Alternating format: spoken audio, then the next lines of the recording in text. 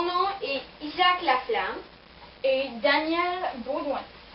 Comme vous savez tout, aujourd'hui est la journée nationale d'antiracisme. Et cette manifestation miraculeuse d'antiracisme se conduit dans tout le globe, incluant les États-Unis et l'Afrique. Mais aujourd'hui, dans l'État de Mississippi, dans les États-Unis, un désastre se produit contre un homme noir et un homme blanc. Oui, en effet, Isaac, l'homme noir et l'homme blanc étaient des participants dans la manifestation, mais dans ce temps-ci, l'homme noir a accidentellement poussé l'homme blanc sur la rue et l'homme blanc immédiatement a perdu la tête et a commencé à l'insulter le plus gros moyen possible. C'est inacceptable d'avoir. Il a appelé le mot haine. Après, il a commencé à le tabasser et ça s'est répandu dans tout le pays. Et après ça, ça a commencé la guerre globale de racisme. Sur autre nouvelle, les autres citoyens de Mississippi se demandent quel est le point de la racisme. Vous allez voir une interview de deux personnes différentes avec leurs opinions sur le racisme.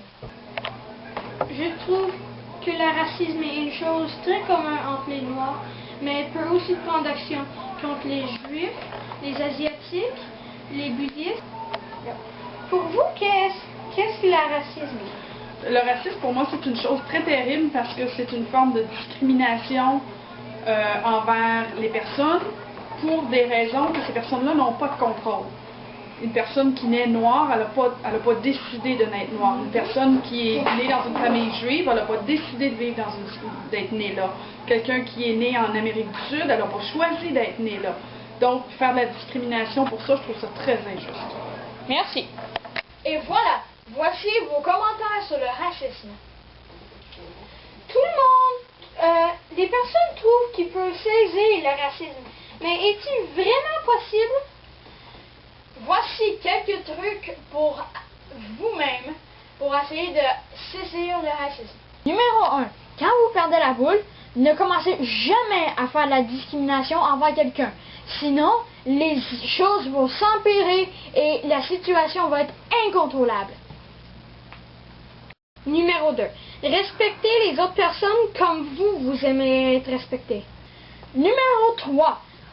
Si vous êtes en combat verbal avec quelqu'un d'une autre religion ou d'une autre couleur, pensez à la situation avant de décrire le mot haine ou les traiter d'une façon très impolie.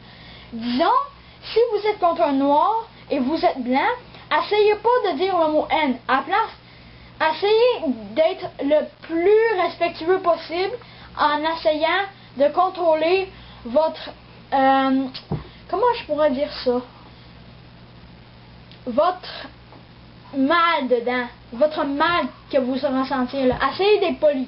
Et disons que c'est une autre religion comme arabe ou juif, les traitez pas comme s'ils sont stupides. Essayez de les traiter. Garde là, arrête de faire ça là. T'essayes là, garde, tu me fais mal là. Fait que calmez-vous et la situation va être comme nouveau. Et ceci complète le reportage de racisme sur LCN. Merci et bon